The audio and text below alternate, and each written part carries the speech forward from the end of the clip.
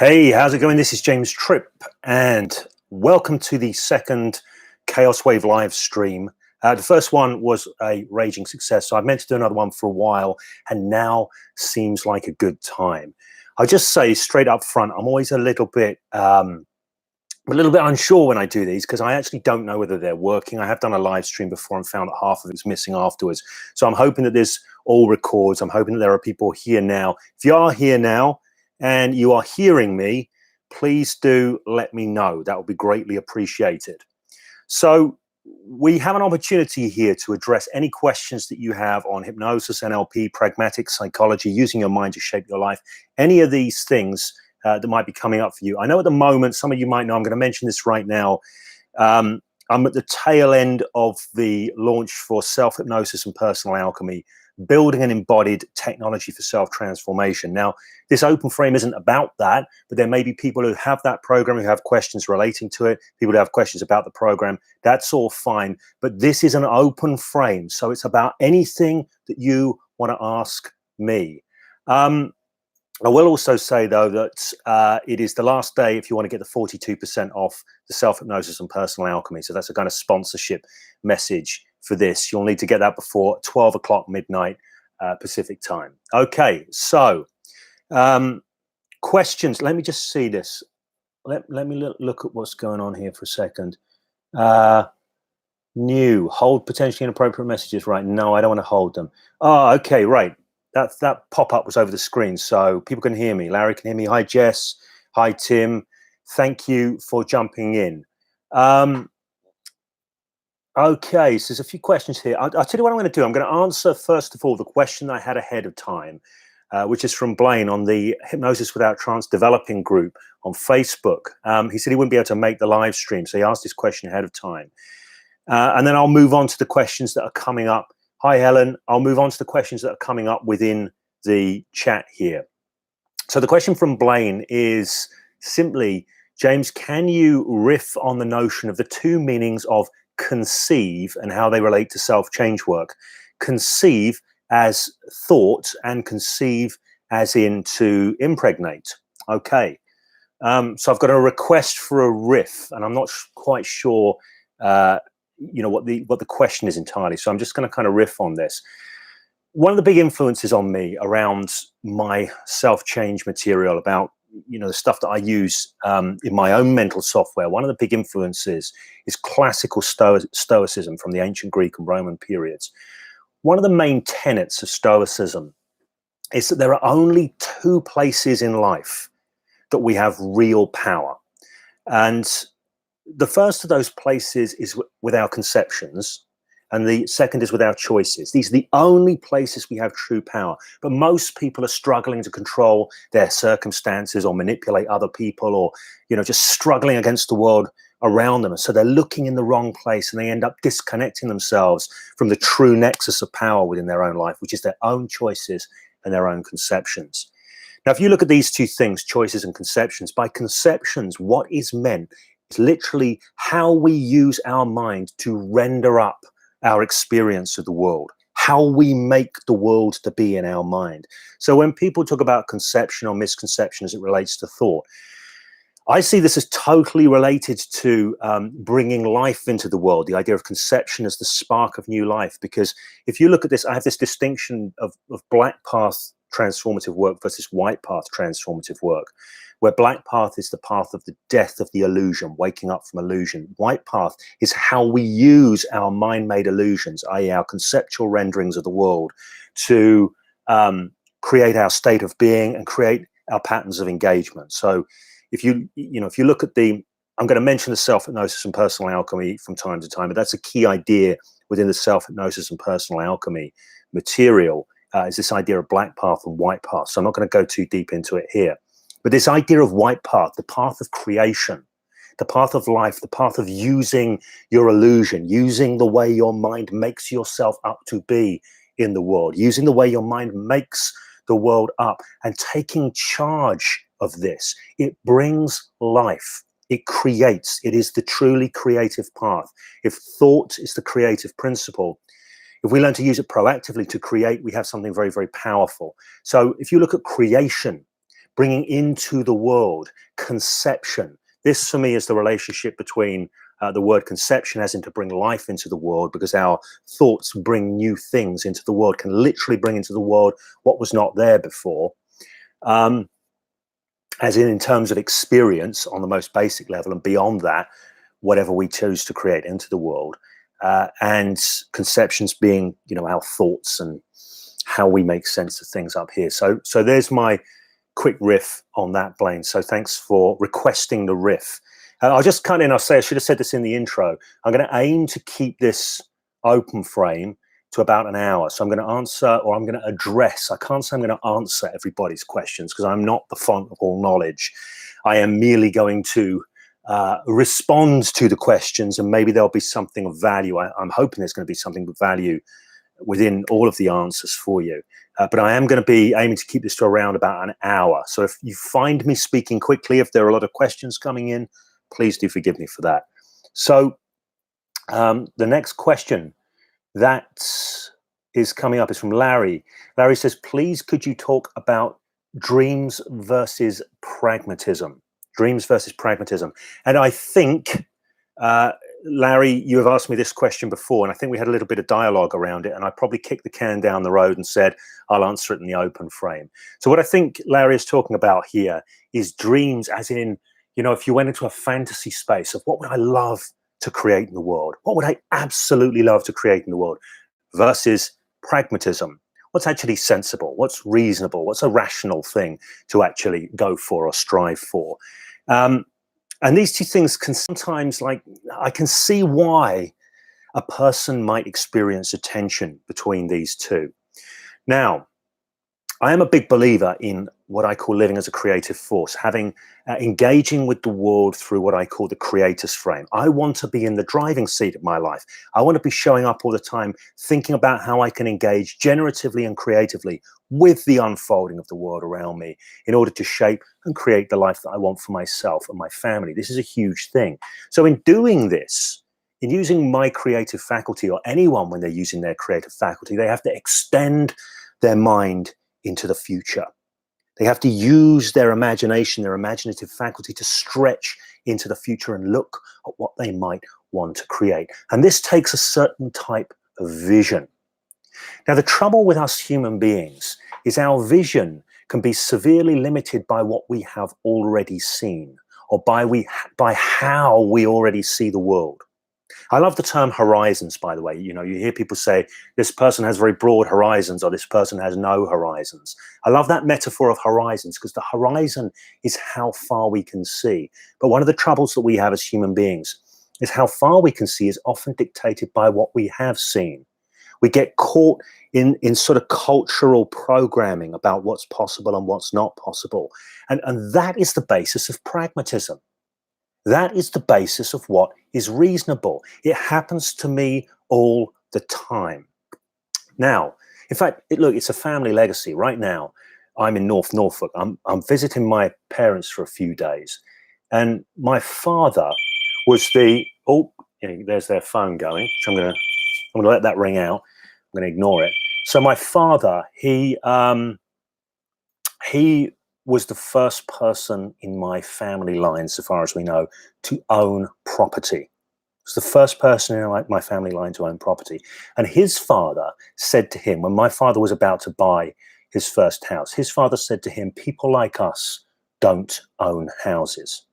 People like us don't own houses. Now, when he said that, he wasn't just making some flippant statement. He believed that. He believed that in his heart, in his mind, in his bones, in every fiber of his being. He believed people like us don't own houses. So for him, it was not pragmatic to try and own a house, to buy a house. But my father did it anyway. And my father did it anyway because he was lucky. He comes from a working class background, East End of London, but he got a scholarship. So he got into a grammar school on a scholarship and got to see the kind of rich kids and got to see they weren't so different from him, and thought, well, if they can own property and have nice cars and things, then perhaps I can too, because they don't seem any smarter than me. So his horizons changed because he was lucky enough to get to see something he hadn't seen before. So here's the problem. we often end up keeping ourselves small in terms of what we want to create in our lives, because we create from our pre-existing beliefs about what is possible. But those beliefs are not a reflection of what is actually possible. We have no idea unless we stretch out, unless we go out beyond our boundaries. So for me, when I look at pragmatics, I want to look, for me, what pragmatics is doing stuff that works. Well, how do I get to find out if it works? I get to find out by doing it. So for me, as long as I keep my pragmatism in the realms of actually doing and actually experimenting and actually finding out what happens if I do this, instead of having a sort of fake pragmatism based on pre-existing beliefs about what's possible. Because how the hell do I know? I'm just living in a sludge of cultural programming and all that crap. So I want to create from beyond that. This is why there's a powerful coaching question. In the last Power of 8 coaching group that I ran, one of the biggest sessions that we did in one of the groups was around what would happen if you were to create from your future instead of your past. You see, creating from your future is creating from a realm of infinite possibility instead of creating from a whole bunch of ideas about what's possible for you based on experience and cultural programming. My friend William Whitecloud, who I believe is in London at the moment, and I've missed him because I'm not there, he says you want to create from your genius and not from your beliefs. You see, your beliefs, again, are all these ideas about what's possible, what's not. You don't know. Any ideas you hold about your capability are far more a reflection of your conditioning than they are a reflection of your actual capability. They cannot be.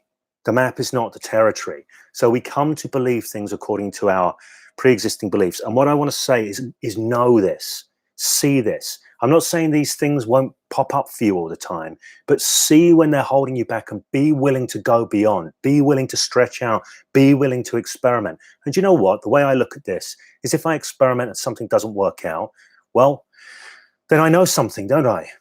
I took a step, I'm somewhere else, what's next? So I don't need to know ahead of time that something's going to work out. In fact, we never get to know. You cannot connect the dots looking forward, only looking back.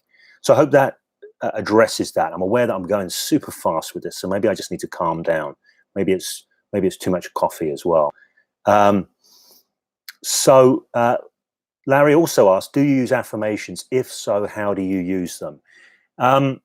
This is quite a major section of the Self-Hypnosis and Personal Alchemy program. Forgive me, you fed me that one, Larry. So I'm not here to promote that program, although I'm very happy for people to grab that. But for me, affirmations, the way classical affirmations done, they're often done in such a way as we argue. It's an attempt to argue ourselves into a different belief position. It's an attempt to push ourselves to believe something different. I think that it rarely works. In fact, I was reading only the other day in Richard Bolstad's excellent book, Outframes, by the way. I'm going to do another video where I plug that because it really is good, on research that demonstrates that people using affirmations that they don't really believe in, it lowers their self-image, it lowers their sense of value, and lowers their levels of happiness and satisfaction and things. So trying to convince yourself that you're something that you do not truly believe that you are will generally push you in the wrong direction. And this is how often affirmations are used. So I have this distinction. I think I have a video somewhere back in the channel archives on this, of what I call affirmations versus mantras. Now, for me, a mantra is a statement that locks in a truth that I have seen, quote unquote, a truth. When I have an epiphany, when I have a mind shift that's deeply empowering, I will lock it in with a mantra. And then I will run that mantra back for myself at appropriate times. So I'm not trying to convince myself of something. I'm reconnecting with something I have seen. So another way that I use something similar is I build what I call bridging statements. So if I wanted to say, if I was trying to use an affirmation that said, I'm an intelligent and impactful human being, what I'd want to do, I've talked about felt sense recently in the last video I put out. If I say that and I get any pushback at the felt sense level, it's not right. It needs adjusting up. So I'm going to shift to a place where I do what I call make a bridging statement.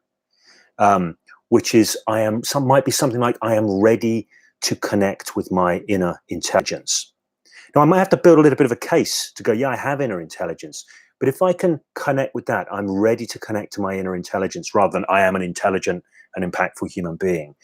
It's a softer statement that's halfway to where I want to go, but it has no pushback on a felt sense level. So I can align with the truth of it. Yeah, I am ready to connect with that. There must be some intelligence within me because I can think. So am I ready to connect more fully with my intelligence? Am I ready to utilize it more fully? So that's an example of a bridging statement. And if you want to get that in more detail, please do consider getting the Self-Hypnosis and Personal Alchemy program, which is about building an embodied technology for self-transformation. So there's a whole load of stuff in there for people who are looking to, as the channel sort of subheader says, use their mind to shape their life. It's all pragmatic stuff. So, yeah, you'll get the deeper, richer, slowed down version of that in the program. So, crikey. Oh, they're popping up like crazy now. So Larry got a triple hit early on. So I'm going to go with Larry again. Please share your advice on making money. I'm going to keep this super short, and I don't claim to have the definitive formula for money making, and I'm sure there's 1,000,001 ways to do it. But my definitive piece of advice for making money would be, if you want to do it, consider money making, which I don't like that phrase. I prefer the phrase wealth creation, or I like to attune to creating multiple streams of income or income flow through my family. I'm a neurolinguist. That means I go in and I bring consciousness to how I use my conceptualizations to render up my reality. So one of the things that I've done for myself across the time is my cultural background programming around money was not good. It served to keep a lot of it out of my life and make it hard for me to get hold of what might flow by. So I've been in and gone through a whole process within myself of re-rendering my relationship and my understanding of money and wealth and all of these things, so as to set myself up in such a way that it kind of flows through my life more. And I guess this is part of what my recommendation would be for making money. This is an ongoing piece of work, by the way. It's not like I'm done, right? I've done that. But I think I'm a great believer in the be, do, have model. Okay? You get from the world, or you create in the world according to how you engage with the world. Okay? So you have according to what you do. So how you engage with the world is what you do. But what you do comes from how you are being. And when I talk about being, I'm talking about being as in all of the understandings you hold about what is or isn't so, what's up, what's down, what's possible, what's not, all of that stuff, the core set of beliefs and understandings that you come from, that drive your behaviors. This is what I mean by being in the way that I use the be, do, have formula. So my advice to making money is number one, if you want to become more effective at creating income streams, and by the way, if you want to become more effective at creating your life full stop, the idea is just to become the person who creates. To become the person who creates, and to become the person who creates, you want to reorganize what's going on in here from the inside out, reorganize this stuff. And to me, this is a game. I sometimes put the game frame around this. So I talk about this as my wealth creation game. And any game you have, you can increase your capability set with by experimentation, trial, error, learning, research, modeling, all sorts of things, internal restructuring, self-hypnosis, all of this stuff. If you wanted to improve your tennis game, you would show up, spend time with your tennis game, improve in your tennis game. Time spent with developing any game is the only way to develop that game. So I put time in developing myself as a more effective, wealth creator to a degree, but life shaper of my life for myself and my family. By the way, I just want to say something about that. I'm a great believer in living as a creative force, coming from a creation frame, getting into the driving seat of your life. But I'm very clear that I co-create my life, and I co-create my life with what comes at me, my circumstances around me. But I also have direct creative partners, and that's my family. There's my wife, my 2 children. We are conscious creators of our lives. So we do that collectively. It means we all have a voice in the conversation, and we're all engaged in that trial and error, that ongoing tote loop, if you're NLP trained, in looking at what's happening, what are we getting, what are we doing, how does where we're at match up with where we want to be. And it's a fun journey. There's no end to it. It's not like we're trying to get somewhere so we can retire. It's just a thing that we're all engaged with. So that would be my advice there, Larry, on money making. So, my goodness, these have gone on a long way. So if people are popping up on the call right now and saying hi, it's going to be coming up way down the thread. So I'll miss you, but hi anyway, if you're popping up saying hi. So Miller says, how will you deal with a client that wants to overcome the depression, but do not want to do anything different and only waits that the work of the hypnotherapist will help them? Okay, so that's a pretty rich question, actually. And there's a lot in it. There's a lot of depth in it that people might miss on the surface. I'm going to work backwards through this question. This last bit is only waits on the work of the hypnotherapist to help them. Look, here's the thing. In the work that I do for many, many years, speaking personally, I have framed myself as a change work practitioner. I've framed myself as a change work practitioner. And I have had people come and pay for my services as a change work practitioner. And sometimes I get incredible, rapid, amazing results. Sometimes I take a few sessions to get incredible, rapid, amazing results. And occasionally I work with clients and nothing really moves anywhere. You know, this has been my experience across time. And of course, you know, there's a line in NLP that there's no such thing as a resistant client, only an inflexible therapist. I believe this is highly neurosis creating for NLP and hypnosis practitioners, but I think there's also some truth in it as well. So I've always put it down to myself to get more flexible. Now, for the last 2 years, I have been doing some side work. I'm actually going back to 1 day a week doing this, but recently I've been doing this for 2 days a week, and I've been doing it for 2 years in total now, working with military veterans in the UK with the organization Rock to Recovery. And if you're a military veteran, or you're in the forces, or you're a veteran's family and you have any mental health issues, please do contact Rock to Recovery because we can help you. So that's an aside. But when I started working for Rock to Recovery, I did something. I broke a rule that I've been taught always must be in place, which is don't work with people for free. Don't let people not pay something because they won't be invested in the change. This is the story. If you don't charge somebody something, they won't be invested in the change. Now, Road to Recovery is free at the point of delivery to those who meet the criteria, i.e. veterans, current serving members of the military and their families. So none of the clients are paying, right? So according to that rule, there shouldn't be any buy-in. But you know, the interesting thing, I get better results, I think, with Rock to Recovery generally than I do often with my private clients, or I have done. And this has really led me to think, what the hell is going on here? The ones who are not paying seem to be getting better results. And what I think it is, the conclusion I've come to across time, is that when people pay me for change work services, unconsciously, it's like they're paying me to take responsibility for their outcome. They've paid me to get a change. I'm a change work guy. Therefore, they've paid me to take responsibility for their outcome. But the guys that come to Rock to Recovery are not paying anyone anything. So they're not paying anyone to take responsibility for their outcome. So it sits there with them. And many of them, they're desperate.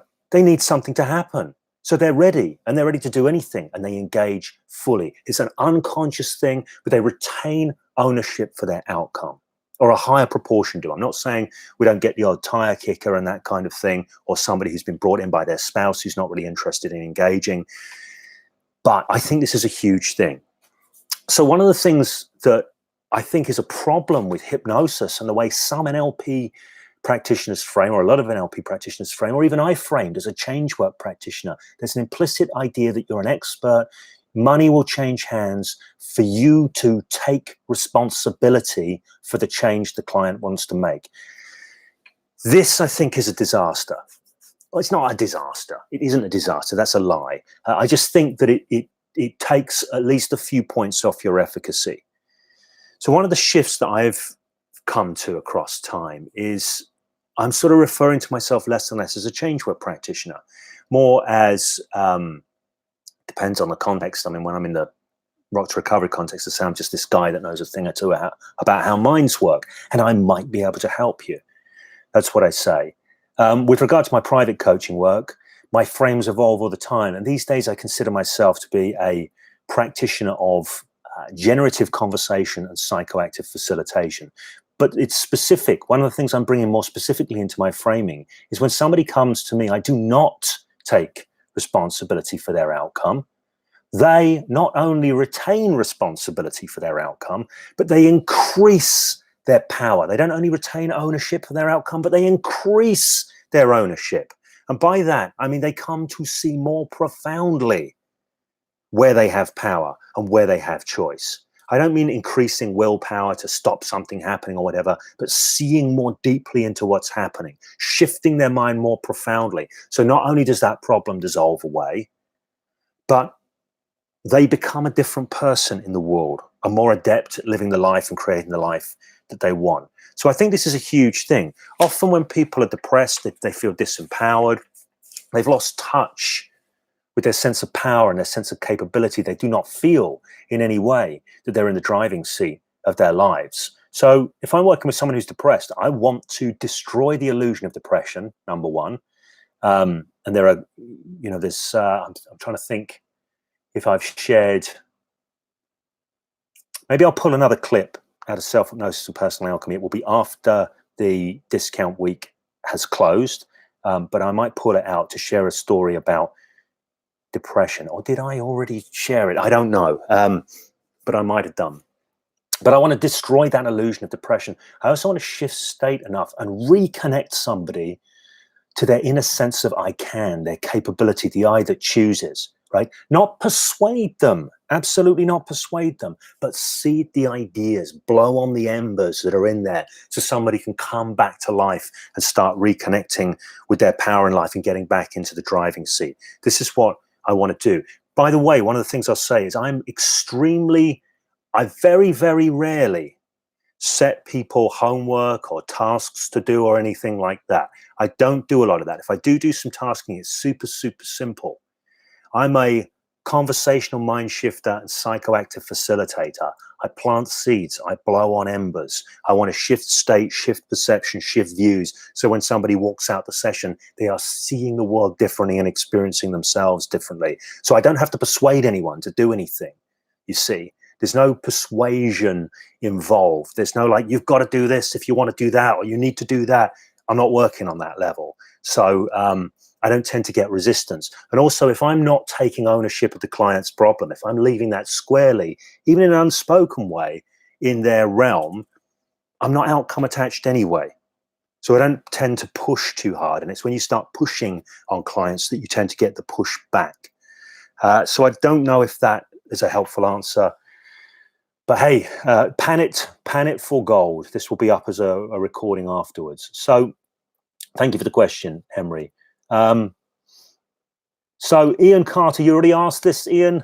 What's your opinion of a scalar holofractal string-based universe? I have no opinion whatsoever. Forgive me, Ian, I have no points of reference for what you are referring to. So you're going to have to find a different guy to ask that. Ian also says it's answers to the universe, by the way. Okay, so I'll have to look that up or Google that to get some points of reference because I'm missing the points of reference for that. Harry West says the word dog never bit anyone. Harry, I love that. I absolutely love that. The word dog never bit anyone. The world is not made of the words you use to describe it. The world is not made of the ideas you use to make sense of it. Here's the ideas. There's the world. The map is not the territory. Or as Alfred Korzybski said, whatever you say it is, you're wrong. Or as Harry has beautifully put it, the word dog never bit anyone. Thank you, Harry. Larry is asking again, what books would you recommend preferably ones that are mind-blowing and present different ways of thinking, such as the effect of Robert Anton Wilson's books or books about general semantics.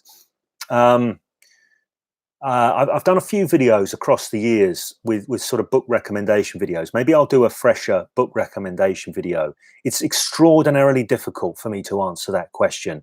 If I was at home, I could lift up the computer and show just some of the books that I have in my personal library, because I consume a lot. And many of them have made a huge difference. I'm going to tell a quick story. I'm kind of partly reluctant to tell this, but I'm going to tell it anyway. Many, many years ago, I had a guy who's a Jehovah's Witness come up my drive, knock on the door.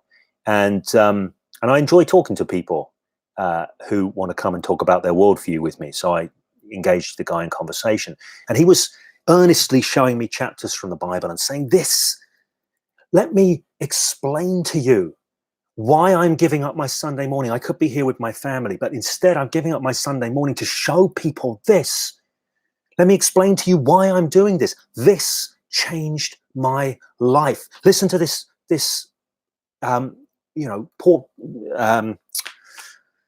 piece, listen to this paragraph or whatever. And he would be reading me bits from the Bible, and he was so filled with the shifts that these had created for him. I could see he sincerely had his life changed by his engagement with this book, the Bible. And I listened to him, and I was outside, and I was right in front of my office in my old house. I pointed back through the window. I said, "Can you see through there? Can you see that bookcase?" He said, "Yes." I said, "I sincerely believe what you're saying, and I really truly understand where you're coming from, because that bookcase is full of books with little highlighted passages that absolutely transformed the way I saw the world, that were huge game changers for me." Now, one little thing I'm going to say about this is, of course, I could recommend books that have been huge, had a huge impact on me. But the more significant thing than the books themselves is how a person reads books. How a person reads books. Because you can skim across the surface of a book. You can toy with the ideas. You can go, well, that's food for thought. Or you can really, it's not the words in the book.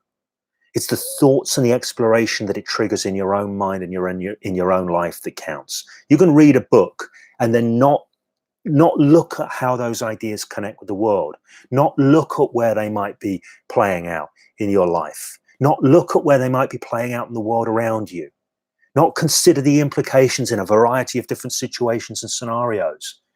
You could just read them and go, and move on and go, where's more, where's more, where's more? Or you can read deeply. You can read for transformation.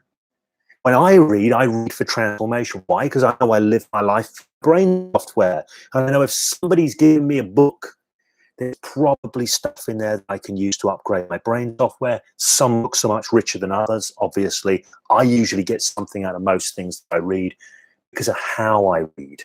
I read for transformation proactively. And I have strategies for doing that as well. So I will do a book video another place, another time. But thank you for the question, Larry.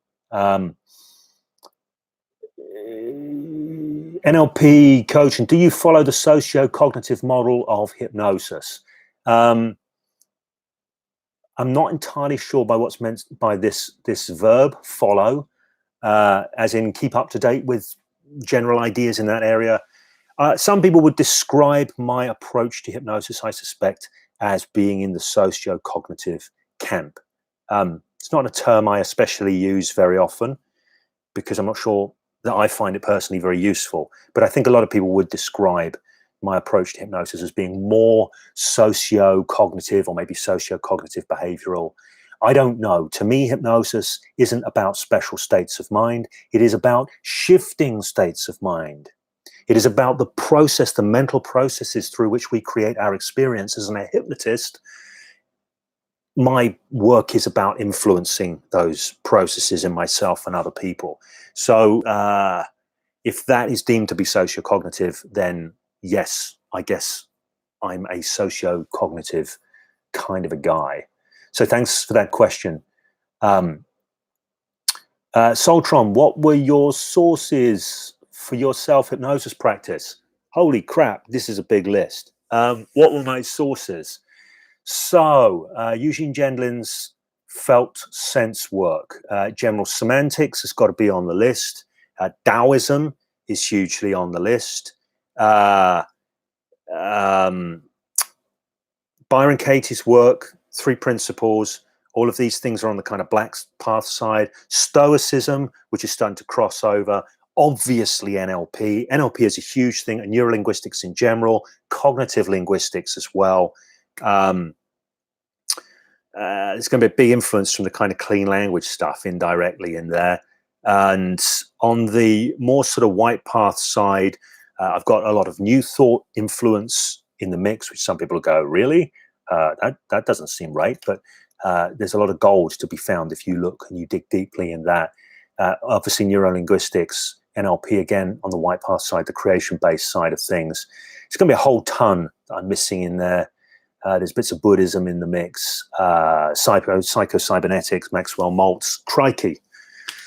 The list is endless. I have been doing self-transformation for 25, 26 years. So I've explored with a lot of stuff. Neigong from Baguazhang, Taiji Chuan, and Xingyi, internal martial arts. There's a whole bunch of stuff in the mix. What are the major pieces? Definitely neurolinguistics or NLP. I don't refer to myself as an NLP guy, by the way, but as a neurolinguist, because I'm not an NLP guy. There's some stuff in NLP, claims that are made for NLP, which I don't align with. I got a lot of value from it, but I'm not a true believer in that system. I'm a guy that has sort of used that as a springboard, so hence I tend to refer to myself more as a neurolinguist than an NLPer, but that's a point aside. But yeah, all that stuff, tons of stuff, definitely general semantics, definitely NLP, definitely Stoicism, definitely Three Principles, and definitely the new thought stuff and psycho-cybernetics as well, and just a whole bunch of peripheral bits. So thank you for that question. Balanced approach asks, I hear you and other hypnotists talk about the primal drive towards survival as very influential in terms of our thoughts, emotions, beliefs, and so on. Where did you first read about this idea? Can't say. Honestly, I don't know. I really don't know. What I would recommend, though, is checking out the writings of, say, Joseph Ledoux. I think Joseph Ledoux did a book called Anxious. It's a while since I read it. But if you start looking at how threat response systems act as massive drivers in people's lives, start looking at this kind of stuff, there's a lot in it. You know, also similar line, I suppose, similar but different. Lisa Feldman Barrett's How Emotions Are Made. Again, you know, the drive of life is to survive and thrive. So survive first and thrive second. So it's a huge driver. If you look at that, our conceptual systems all the time, how we're rendering the world conceptually, our body is constantly adjusting its state with every conceptual rendering in order to ready us for action in the world, to ready us to engage in a particular way with the world. And much of that is about, you know, making sure we don't get killed or die. And then when we're alive, doing things that are gonna be generative in allowing life to continue and unfold forward. So all of this stuff is sort of basic stuff in the mix, and I'm sure that you will find sources and references on it in all manner of places. So thanks for that question, Balanced Approach. How do I get good at conversational hypnosis in selling, says Rich Sensor. All right, Rich, here's what I would do. Number one, do you sell? Are you a salesperson? Right? That's the first thing. If the answer is no, I'd like to get good at conversational hypnosis and selling before I start being a salesperson, that's not going to work out so well. So the first thing that I would do is if I wanted to get good at conversational hypnosis and selling is I'd start selling. Start doing selling right off the bat. Second thing I'd do is I'd start looking at hypnotic language models. I'd also go to people who had already done this. Like there's a book I have somewhere called Hypnotic Power Selling. There's a book on, there's a few books, there's quite a few books on NLP and conversational hypnosis and selling that already exist. I wouldn't limit myself to those or treat those as gospel, but look at the ideas in them and explore with them. The other thing I would look at is, what are the mind shifts that I want to get with my clients? What are the things that I want to get them to see, to connect with? And I would then sit down and write out language patterns that would align with that, would align with creating those mind shifts. I would also want to look at, if I was going to go really deep with this, my own organization of reality as it relates to the product and value in the world and all of this. Because if you're not congruent in what you're selling, if you're trying to sell crap and it's crap and you know it, you're likely to have a problem selling, unless, and I don't mean this in a kind of, I don't mean this flippantly, unless you're a psychopath, in which case, if you are a psychopath, you probably won't have any congruence issues going on around that. But make sure you're fully aligned from the inside out with the value in what you have to sell. And make sure your selling is connected with your own value set as well. Find a way of making that work. A lot of people are going to sell you ideas about selling that actually misalign with your own value set. So something has to be adjusted. Either the way they're framing and making sense of it, or what's going on in your own system with regard to your values. Are they really something valid that you want to stand by when you bring consciousness to it? So there's a lot of rich layers you could kind of go into. But again, for me, this is the game frame. The game frame is an idea that I have that you can put anything in life, you can call it a game. So there could be your selling game. I could have my guitar playing game. I posted a thing on Instagram recently saying I'd hit a goal in my chess game. So my chess game is how good I am at chess. So I work on chess all the time. I spend time developing myself as a chess player, spend time developing myself as a guitar player, developing my chess game, my guitar game, my coaching game, my whatever. Anything you can choose as a game.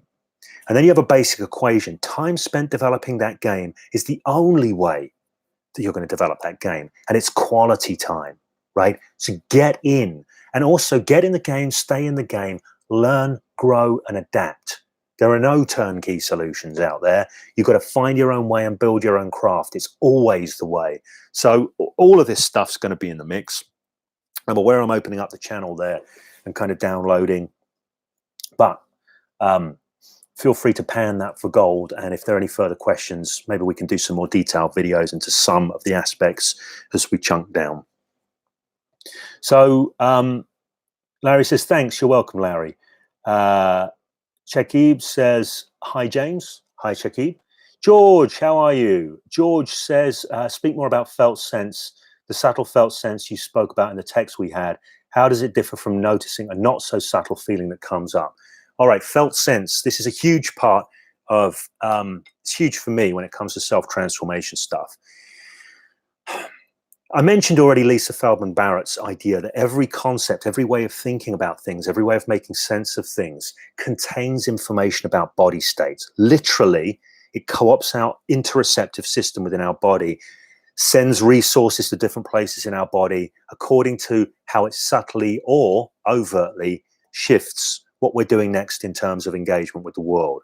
So what this basically means is we essentially feel every concept, every idea we hold about everything utilizes the interoceptive systems of the body and also shifts how resources are being moved throughout the body.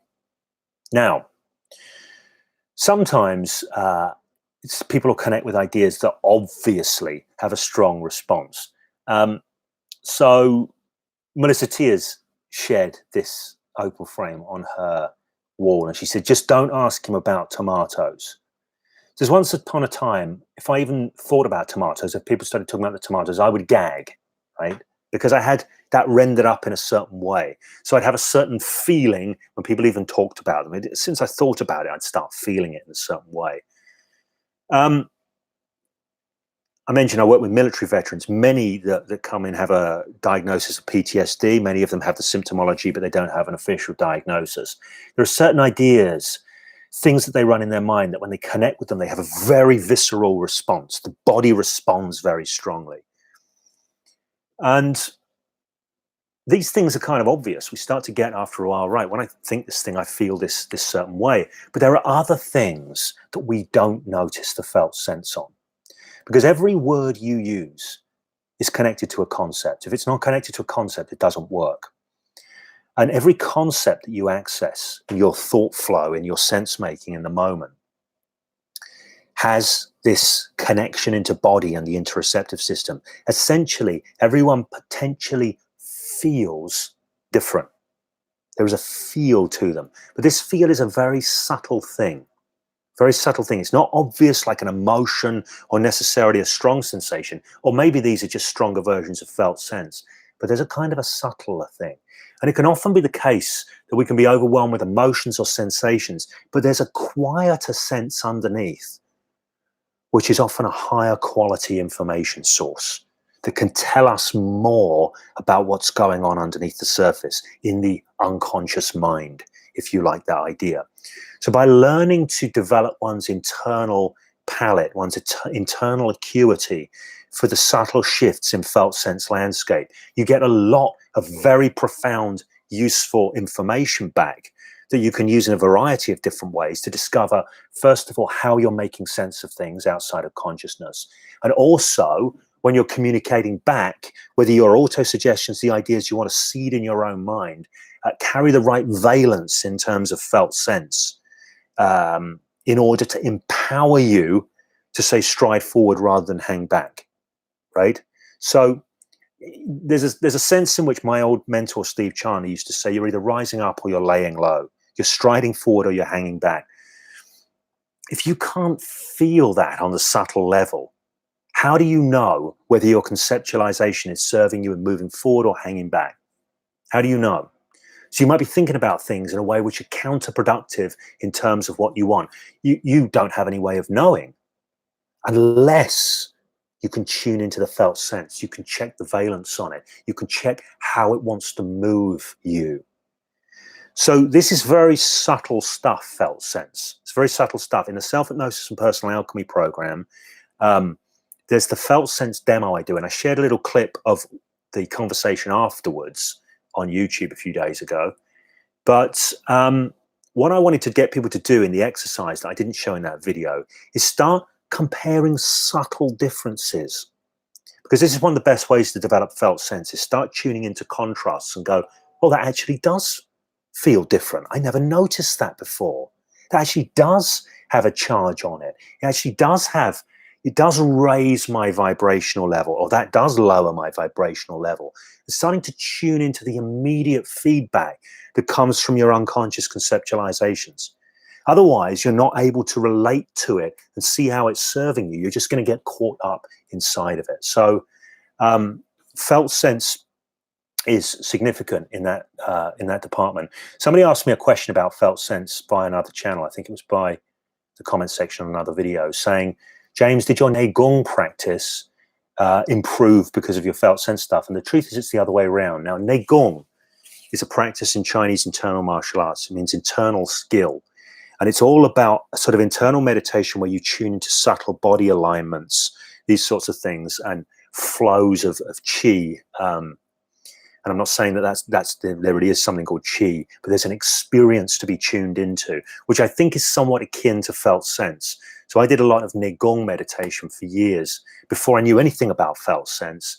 And I think that did make it easier for me to connect with felt sense. However, I work with clients regularly and facilitate them tuning into their felt sense without them having done years of Neigong practice. So even though that helped me, I'm not saying it's a sort of prerequisite for developing sensory acuity for this subtle felt sense. If you want to know more about felt sense, the starting place is Eugene Gendlin's book, Focusing. That's the start point. But then really you want to start getting into doing some pragmatic, practical, embodied exploration of the felt sense stuff. It is powerful. I don't know. It's hard for me to imagine what my self-transformative embodied toolkit would look like without those felt sense capacities, because they sort of feed into so much of what's going on. By the way, I will just say, I know this isn't about self-hypnosis and personal alchemy, but this question does relate to that. The subtitle of that is Building an Embodied Technology for Self-Transformation, an embodied technology. It's not about techniques and things that you use. It's about a capacity and a capability and a skill set you build within yourself.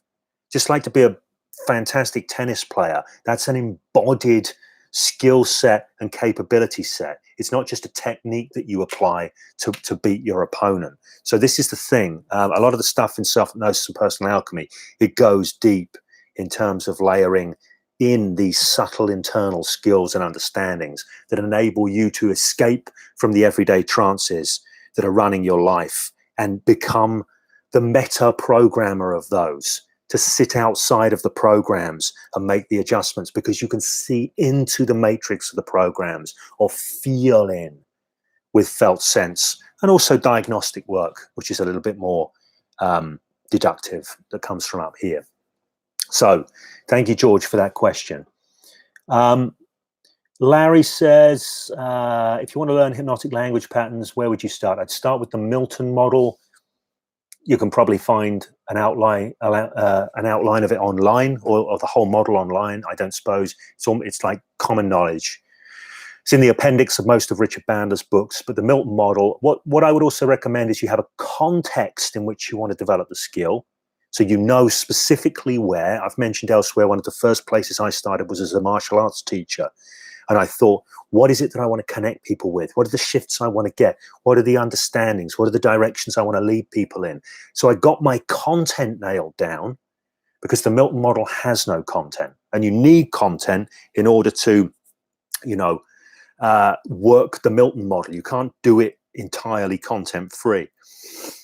So, yeah, that will be my recommendation. Just get the model and sit down and do, as Richard Bandler always has recommended, write out patterns. Know the shifts you want to get, write out patterns. Write them out, write them out, write them out, write them out. It's like you're drilling them through writing them out. And then start using them, and use them more and more, and retain a deep interest and curiosity as you go. So one of the things that I've always done is, not only have I learned language models officially, I've listened to people. To fix anything is looking at the strengths within it that may have been neglected. Here's the thing. So many people get grown up being told their cognitive style is wrong because it doesn't fit the mainstream context, right? They get told this all the time. I kind of did as well, except I just got told I was stupid. I left school with no exams, nothing. Academic failure. So I have a particularly unusual cognitive style, which means that I don't align well with the mainstream. I don't suck it up real good when people are telling me what to do. I'd probably get a diagnosis of, what's it called? Oppositional defiance disorder now, if I was a kid again, right? So ADHD is a psychiatric diagnosis, and I'm not the best person to speak to about that, because I don't generally, I think there's simplifications, gross simplifications. Sure, there are patterns, but it's not objective. There's a whole load of judgment in the evaluation of those patterns, huge amounts of judgment. So someone's getting called ADHD and they're getting told this is the wrong way to be. And maybe I've heard people who have ADHD saying, no, it really is a problem. I really would prefer to be different. I used to wish I was different. For years, I used to say, what the hell's wrong with me? Why can't I just get a job like everybody else and not end up telling the boss to fuck off? Okay. Oops, am I going to get censored on YouTube for that? I hope not. I hope they don't pull the whole live stream just because I said that. So look, here's the thing. Maybe it's a problem, maybe it isn't. I don't know. Maybe whatever it is, it's a lot richer and a lot more complex than that. So before I ever got into trying to cure somebody because someone had told them that something about their cognitive style was wrong, I would prefer to get them to get in touch with the strengths within that cognitive style. And if there are weaknesses and downsides to it, instead of curing it, I would prefer that they learn how to mitigate those downsides. That will be my preferred approach with that. So, damn, I hope I don't get this live stream bounce for saying the F word. Okay, so here we are. I hope that's helpful, Zero Day. Lani is, I'm rather self-aware, but there are times I feel something deeply and can't necessarily connect the dots as to why I'm feeling that. How would you find a solution to that and gain better understanding? I don't know, because I don't think there's ever any answer to the question why. Well, there are answers to why questions, but they're not truths. There never are truths, whatever why we come up with, whatever explanation we come up with, may contain truth, but never can be truth. As Harry said earlier, the word dog cannot bite you. The concept dog cannot bite you. So there are no truths to be found, no absolute truths at the end of why questions.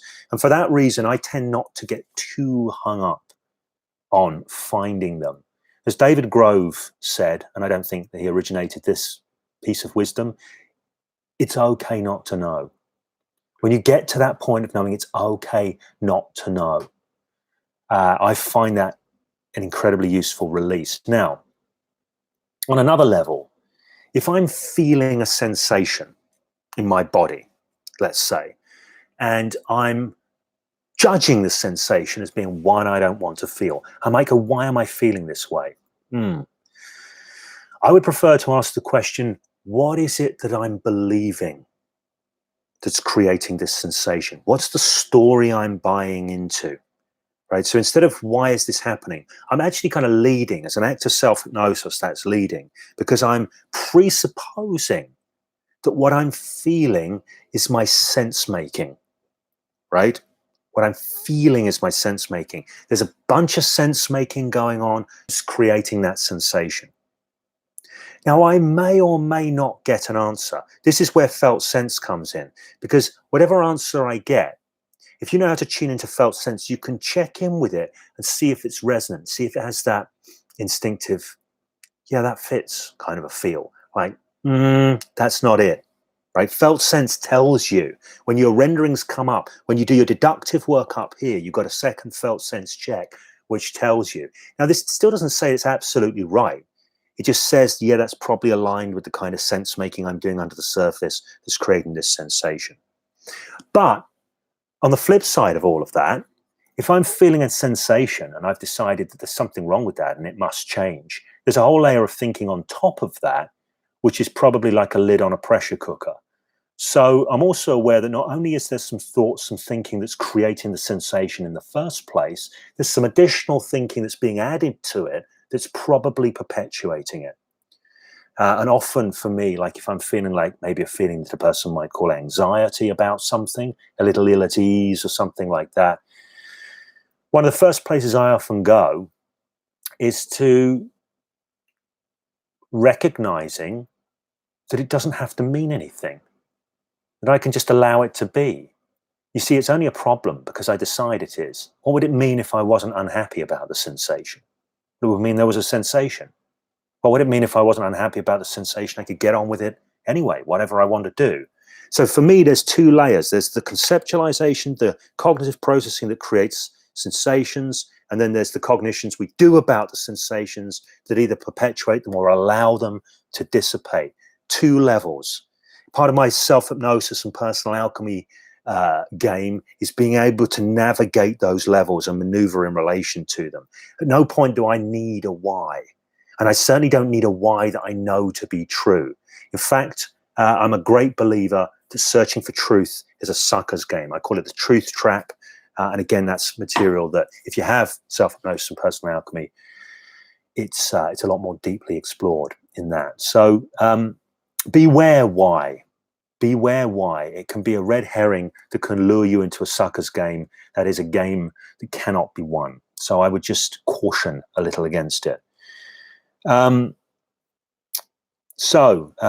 is asking, it'd be great if you could talk about Eugene Gendlin's work, focusing, felt sense. I have spoken a bit about this in this course, so I'm not going to go too much more into that, but I would recommend you get his books. It's a very short book, Eugene Gendlin's book, Focusing, and it will spell out. You see, the focusing protocol, I don't use a focusing protocol. For me, it's an embodied skill or capability or attribute even.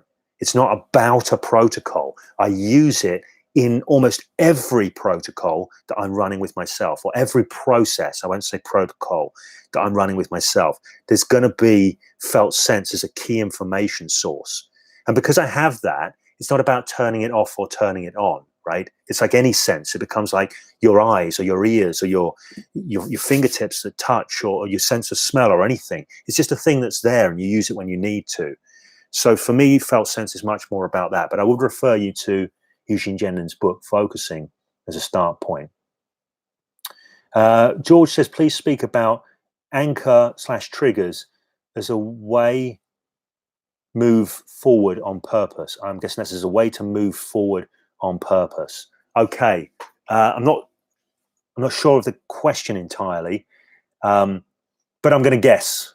I'm going to guess that you may be suggesting that it can be useful to set things up in your environment that are going to trigger your thoughts in useful directions. And if that is where you're going, I would agree with you. I would absolutely agree with you. It is extremely useful to set your environment in such a way as to, if you want to live in a certain way, set your environment up to be most conducive to that. You can talk about this in terms of anchors or triggers. I mean, I sometimes will run anchors or triggers. I'll put things in place to remind me of things. But sometimes it goes beyond that, just organizing your environment. I had a pull-up bar put up in my house recently. Why? Because if it's in my house, I'm going to use it. If I don't want to eat bread, I remove bread from my environment. If I want to have a creative workspace, I make sure I don't do a lot of other things in that place, because then they become anchors for other things. If I sat in my creative workspace and played tons of video games, that space becomes anchored to playing video games, not doing creative work. So it's worth being aware of anchors and triggers and setting your environment. I guess anchors and triggers is a subset of setting your environment up generally. But, keep spaces, have sacred spaces. This space is about this.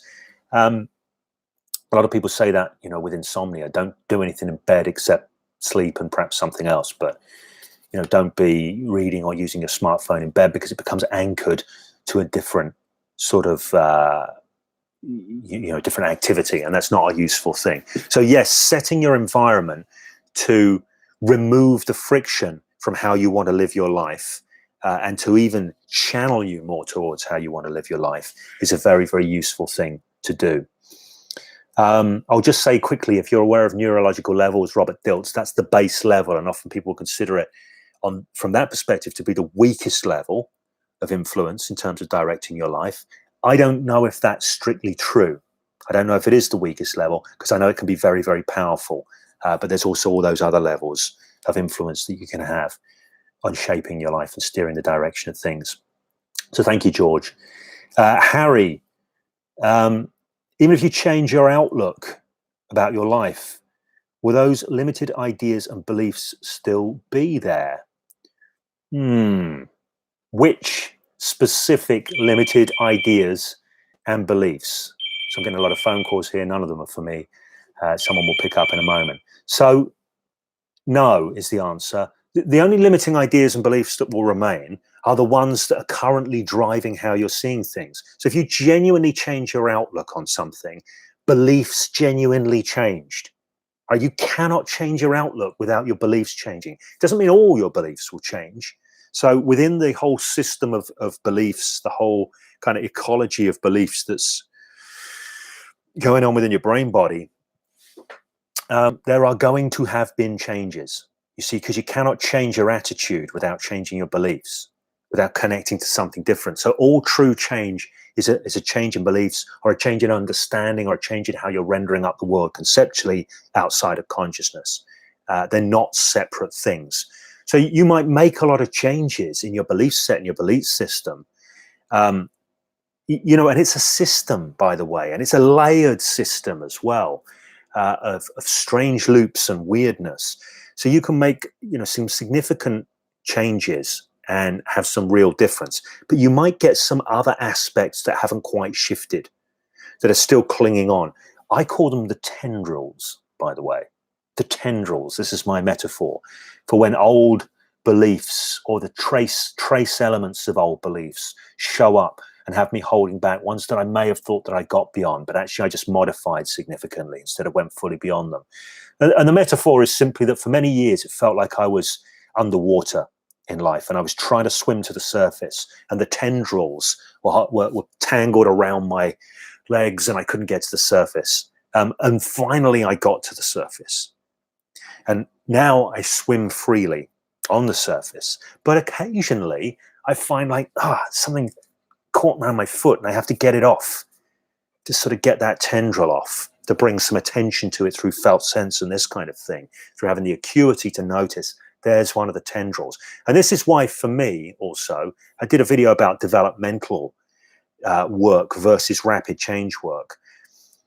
You know, when you do a change, you're working with a complex system. You may change an element of it and you may get some immediate results, but later on you find there are some tendrils that you missed at the time. They didn't seem significant at the time because the main problem's gone.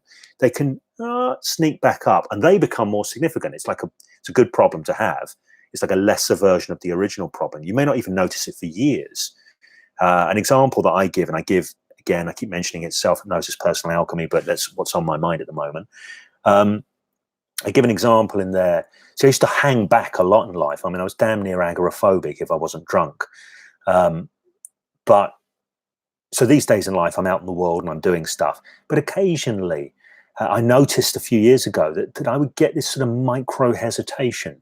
Not the massive hesitation I used to get, but a micro hesitation, a mere shadow of its former self. So I had to go back and do a little more work with that. This is why developmental work is often key. It's not like there's one final state that we can just go into because we did one swish pattern and that's all we ever need. You know, if we're looking at becoming who we want to be to shape our lives the way we want to have it, that's a developmental process. Just like any game, the game of shaping your life, the more time you spend developing yourself as a player of that game, as a practitioner of that game, the better you'll get at doing it. So things change, but they don't always change definitively to some perfect endpoint because life never stops moving anyway. You know, nothing is permanent but change. So I hope that helps. Okay, so I'm aware we're about 10 minutes over. I'll do a few more questions. I thank everybody. Oh my goodness me, there are so many questions that I am not going to get to. Some stuff about 9/11, which I'm definitely not going to get to. So let me just get back down to where we were. So there we go, David. Larry's asking, what's the balance between the Byron Katie's everything's fine approach on the one hand versus being assertive, standing up for yourself and not being taken advantage of on the other? There is no balance between them, Larry, because they're not a contradiction. And when people see them as a contradiction, I know that somebody's missing something, right? I know they're missing something. There's something going on in their organization of reality. So I can be in a position where I accept reality fully for what it is. I stay out of all arguments with reality, which is the Byron Katie position. She goes one more is to love reality as it is. And we could explore that metaphor in some depth or that actuality in some depth. But there's a belief that gets encoded that if I accept something, then I don't try to change it. That's not true. That's just an idea. So if you give me a lump of clay, I have to accept the nature of clay, the nature of that piece of clay in order to work with it, and make it into something that I might choose to shape or create. Right? While I'm struggling against, going, it's not right, it shouldn't be clay, I can't do anything with it. So there's no contradiction between accepting the nature of something as it is and then choosing how you move next in the world, how you step next in the world. I can fully accept somebody calling me an asshole and fully own turning around and saying, don't do that again, or there'll be consequences. There's no contradiction between them. Now, in fact, it's quite the opposite. If I can't accept that they did it, then I'm going to get bent all out of shape by it, and I'm not going to be able to stand in my power to make clear decisions and choices going forward. So what I would argue is there's no balance to be had between these two. In fact, the less of an argument with reality you're in, the more grounded you are in reality and the more able you are to choose, to assert, to step forward, to rise up, to say no. You know, so like, let me pick up an item here. There's a pencil right here. Watch me. I'm going to decisively pick the pencil up and move it over here. Absolutely decisive. But at no point Did I get into any kind of like, it's not right that the pencil's there. It's a terrible thing. I can't handle it that the pencil's there. I accept fully when the pencil is over here. I accept fully that the pencil is over here. And I accept fully that I can choose to pick up this pencil and move it. I can accept fully that it's okay to want what I want. I can accept that. You see, when I look at what I want, my only question is are my wants being driven by fear, or are they being driven by desire? William Whitecloud, I forgot to mention William. He's an influence on me through his book, The Magician's Way, which I read many, many times years back. And I've had a fair number of conversations with William now. So one of William's tenets, I think, in The Magician's Way is everyone has a heart. Everyone has a heart. Now, I don't know what he's driving at with this necessarily, but what this means to me is choose from your heart, from your heart's desire, what you want to bring into the world, what you want to create. You can say, this is okay, this is not okay. You can have boundaries, and your boundaries don't have to be driven by fear. They don't have to be driven by arguments with reality. They don't have to be driven by going, I can't handle it if that's not like that, right? So what Byron Katie's message is don't struggle. Stop struggling. Just let things be as they are. And when you let things be as they are, then you can get your hands on them and see how you can maneuver them, right? So there is no balance between the two. There is just one being empowered by the other. So I hope that helps. Great question, Larry. Thank you very much. Okay, so I'm going to do a few more questions. Children of Osiris, how would you suggest bringing forth formless, undifferentiated awareness as experience rather than formed conceptualization? How to maintain awareness rather than drifting into conditioned constructs? That's a hell of a question, you see, because you probably can't. You probably can't, because wherever you go, here you are. Wherever you stand, you're standing somewhere. Okay?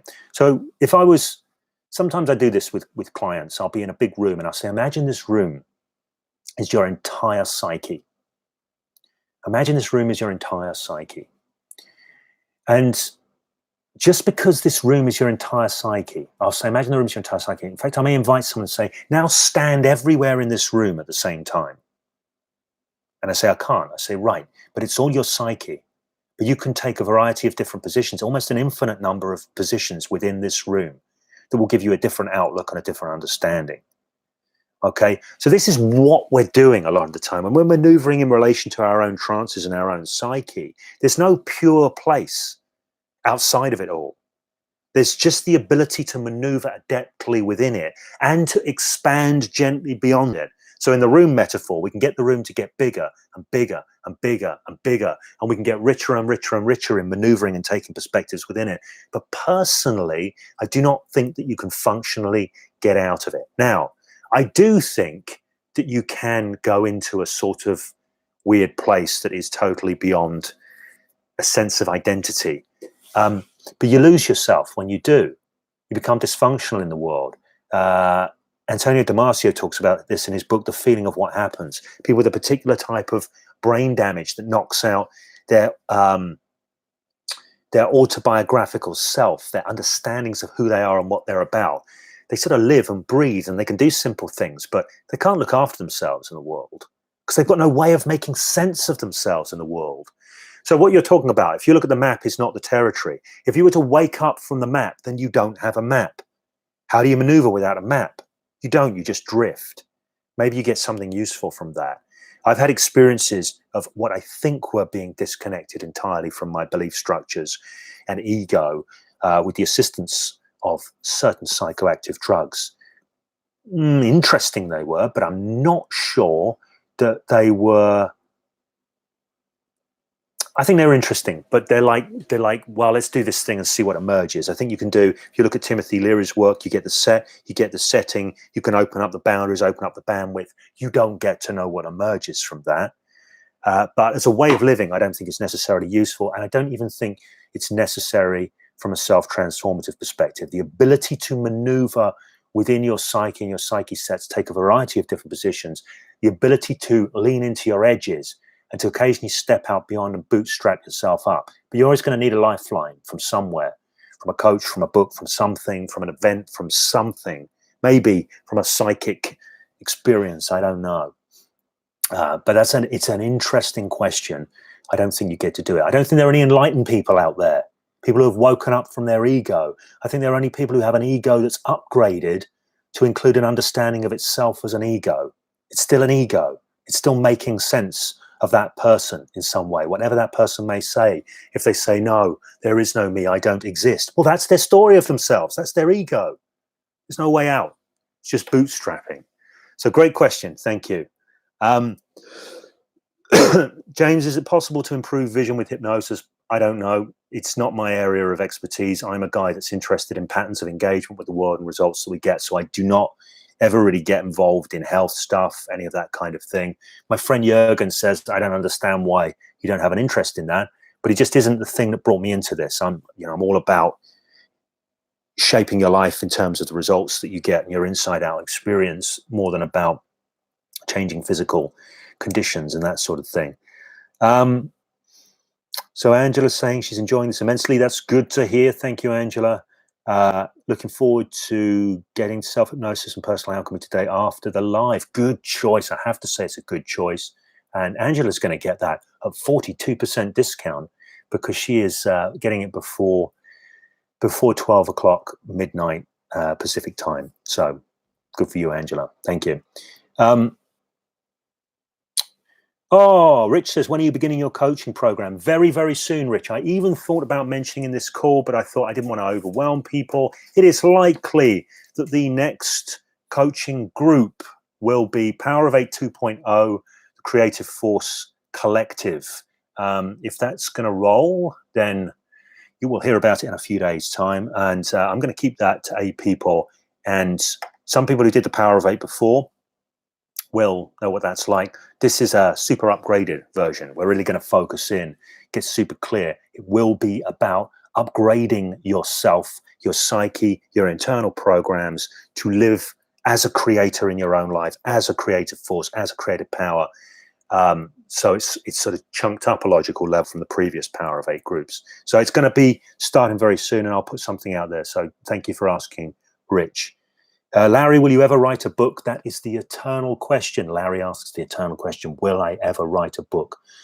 It's getting more and more likely. I'm feeling something shift within me, and I feel that a book may come out in 2019. So number one piece of advice for being persuasive is be grounded, okay? Stop being afraid. I know that's an easy piece of advice to give, different thing to get, but if you're always coming from a place of fear, you're not likely to be creative or generative in your engagements. So get totally grounded, get into the joy of creating what you want. That is going to make you so much more persuasive than trying to manipulate people from a place of fear. So thank you, Larry. Soltron also asked, thought about writing a book? You know the answer, it may well happen. How to work with schizophrenia? I don't know. I've had a couple of schizophrenic clients. It wasn't a good experience for me. I don't think I helped them. Sorry, not an expert in that field at all, but thank you for the question. Harry says thanks. So thanks to you too, Harry. F. Strawson, that would actually be cool if you could one day take a picture of your bookshelf. Would be so interesting. I'll do it, right? And it's the caveat that you won't see my bookshelf. I've got 3 bookcases in my main room, in my main creative space. And I have 2 Edinburgh presses on the other side of the room full of books when you open the doors. So I can't get them all in one shot, but I'll do it anyway. So look out for that. Maybe I'll post it on the sort of social thing here on YouTube and maybe on Facebook as well. So Jess asks, a book and miss out on all this. I would much rather engage in James's videos and trainings than a 2D book, much richer and more dynamic, in my humble opinion. So thank you, Jess. And you know well that I much prefer communicating live and in a sort of 3D space and using language and body movement and all of these wonderful things than writing. But I'm also aware that writing is a useful way to access a different audience in a different way. So I'm likely to do it.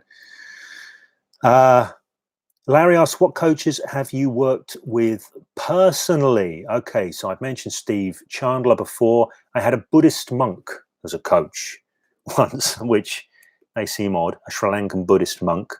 I have worked with Judy Reese, has done some coaching with me. My friend John Morgan, JP Morgan Jr., I've never formally been coached by John, but he has informally coached me 1,000,000 times, and it is almost always valuable. There's a guy called Jeremy Stockwell, who I'm likely to engage as a coach very shortly. Who else?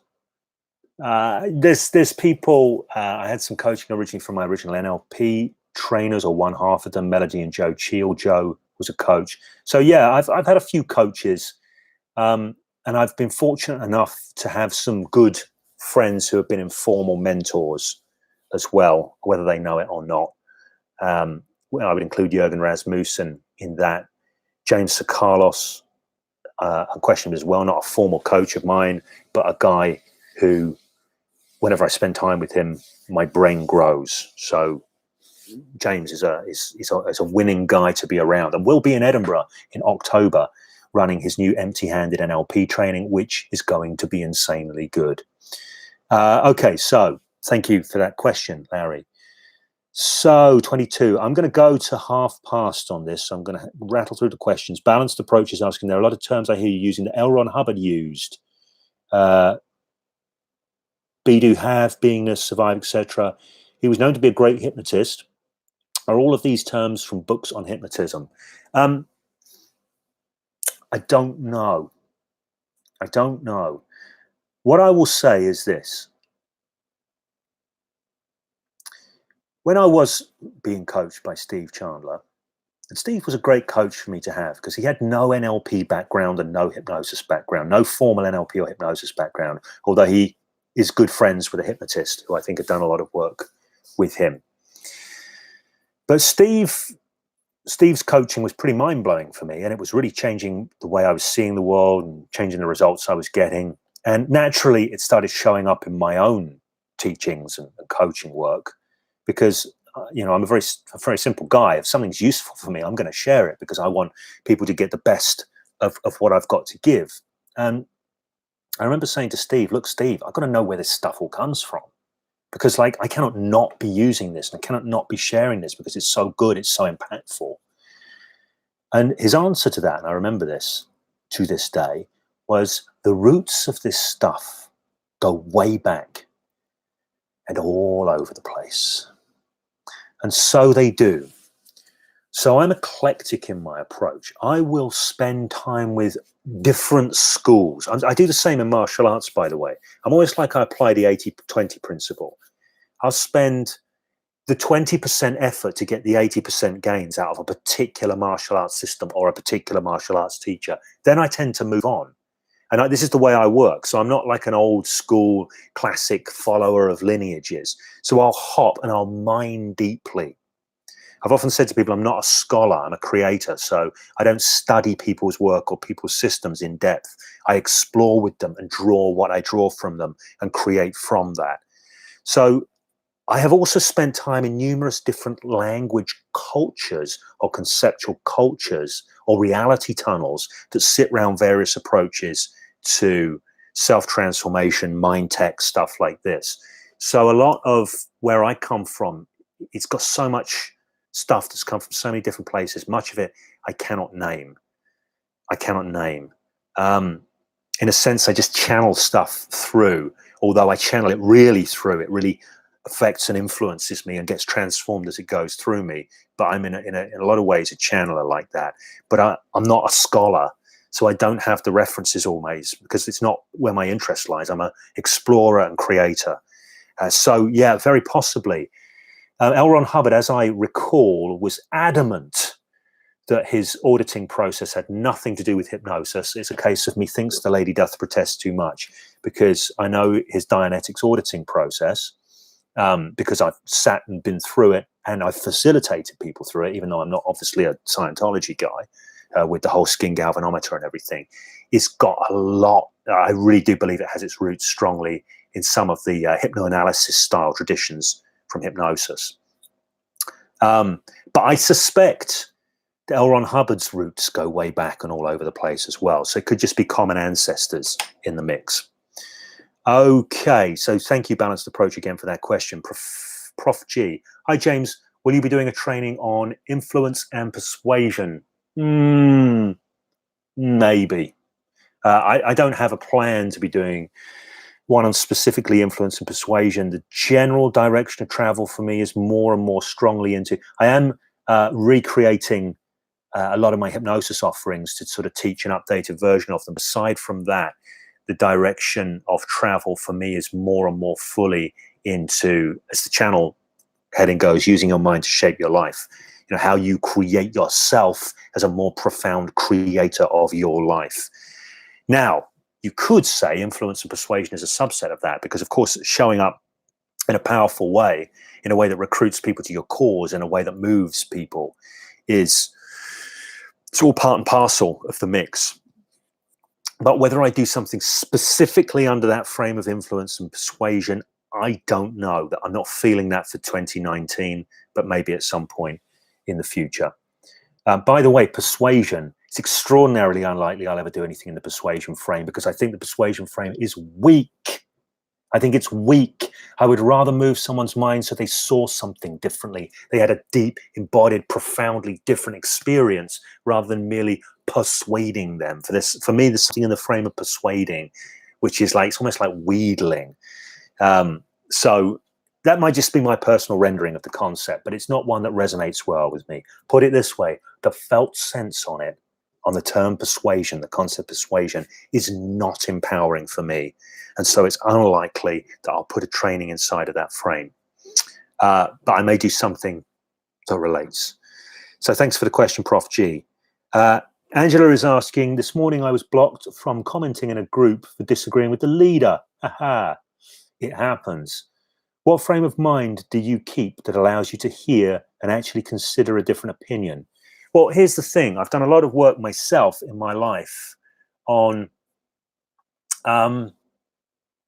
not struggling against things, not being in argument with reality. So what am I saying? If somebody has an opinion, I go, oh no, I can't possibly have that in my group. Shit, I've got some work to do on myself. Oops, I said something else which is going to possibly get this pulled. I've got some work to do on myself, you see.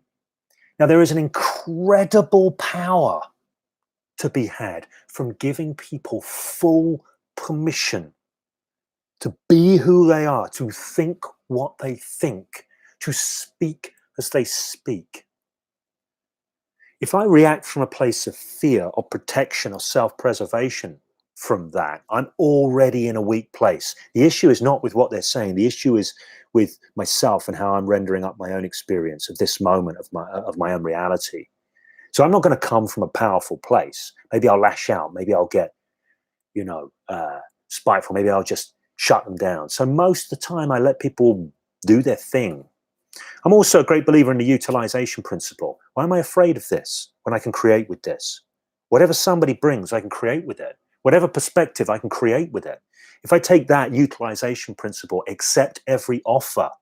Accept every offer. Do not block offers. If somebody gives you an opinion, somebody gives you a perspective, for me, that's an offer.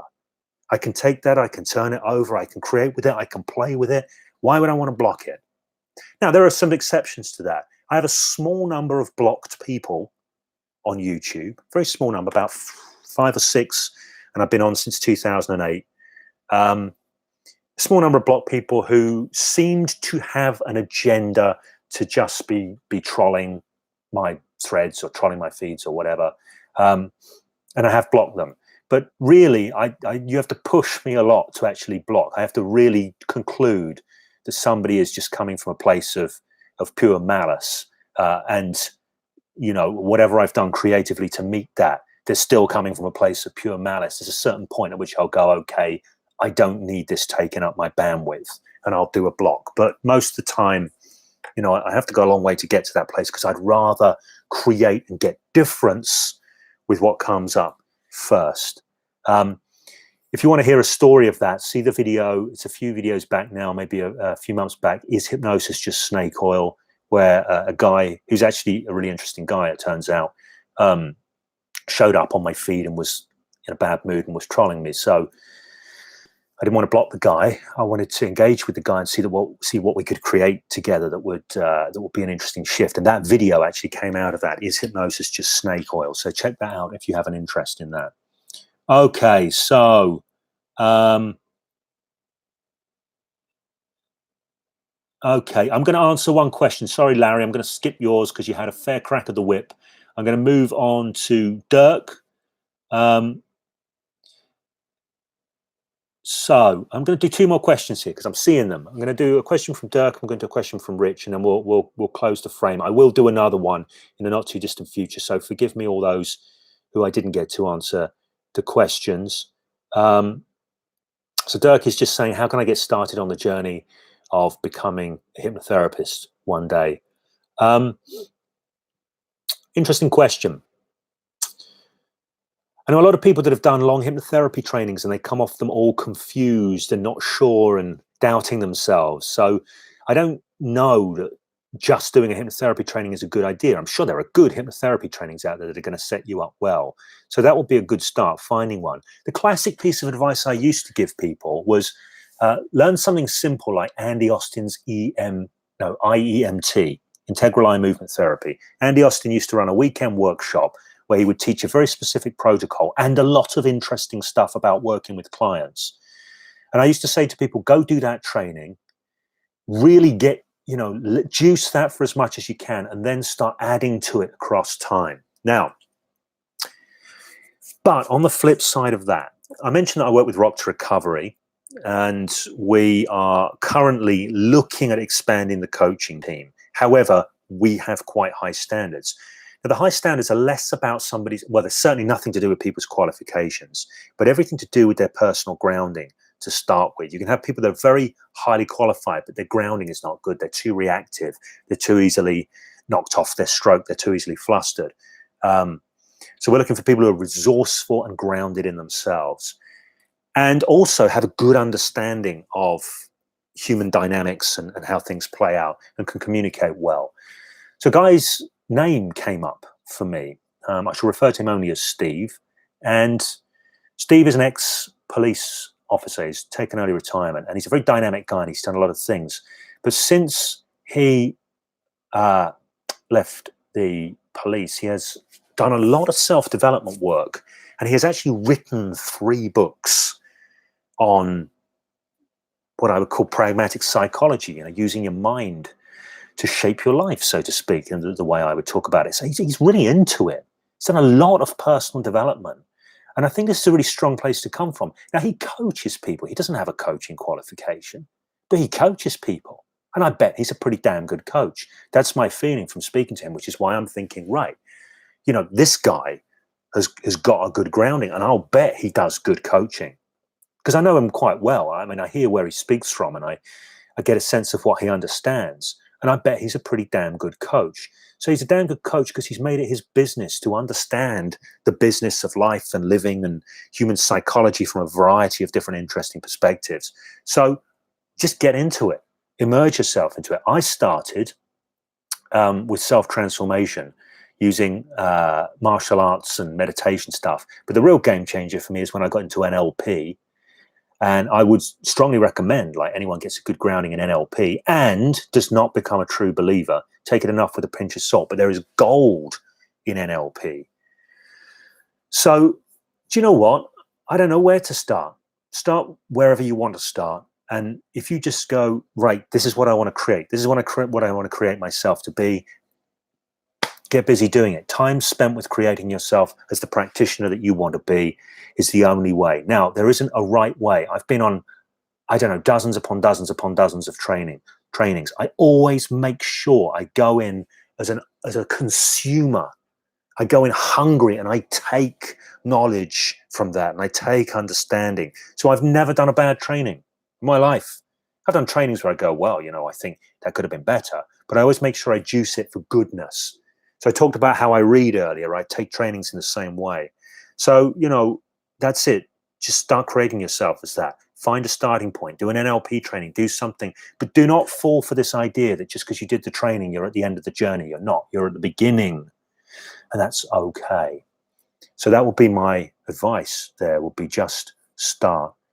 And I said that would be 2 questions. I said I'd do Dirk, so thank you, Dirk.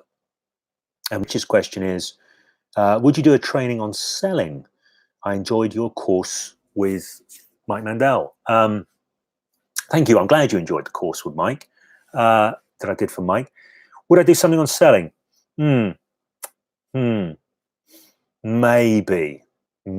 Again, this is the influence and persuasion question. Would I do something on influence and persuasion? Would I do something on selling? There is a case to be made that I am engaged in selling all the time. And there's a case to be made that I'm engaged in influence and persuasion all the time. And it is unquestionably so that I've studied selling and I've studied influence and persuasion. But also, the truth is my heart lies with this idea of using your mind to shape your life. Now, we can put something in the selling frame, of course. We could say making money. We could say all sorts of things. Yes.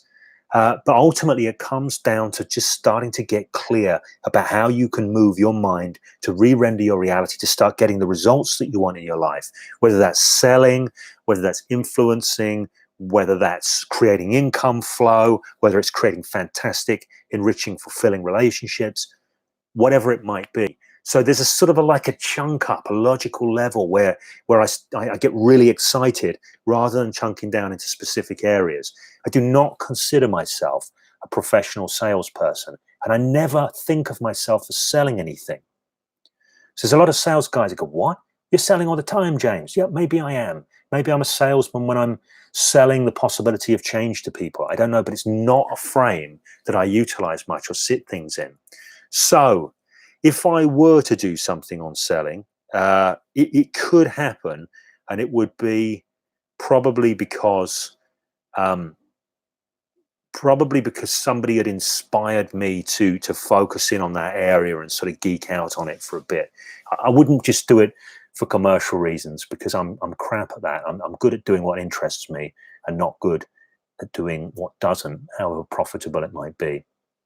Okay, so I'm going to call time on this, and I'm going to thank everybody who has been here. There are so many people who have got so many more questions, and I think that there's probably an awful lot of really good questions here as well. So apologies for not getting around to your question if you didn't. There will be another open frame. I'll not leave it as long as I did last time. So I've got number 3. I've already done the thumbnail for the video. So for number 3 open frame, it will happen. Last thing I'm going to say, a note from our sponsors today, which is me, Self-Hypnosis and Personal Alchemy, building an embodied technology for self-transformation, is available at 42% discount. This is the last day of the launch week discount. It's available until midnight Pacific time if you want to get that. I did have some questions about the coaching group. You'll hear something more about that within a week or so. Power of 8 2.0, the Creative Force Collective.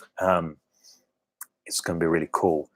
So thank you very much. As always, continue to ask questions on any of the videos, anywhere in the comments section on Chaos Wave. Sometimes I make direct replies in terms of videos. Sometimes I can pour them into the open frame, sometimes answer in the comments. But I'm here. The point of this channel is for people to engage with and engage generatively with. So whilst I can't sort of coach everybody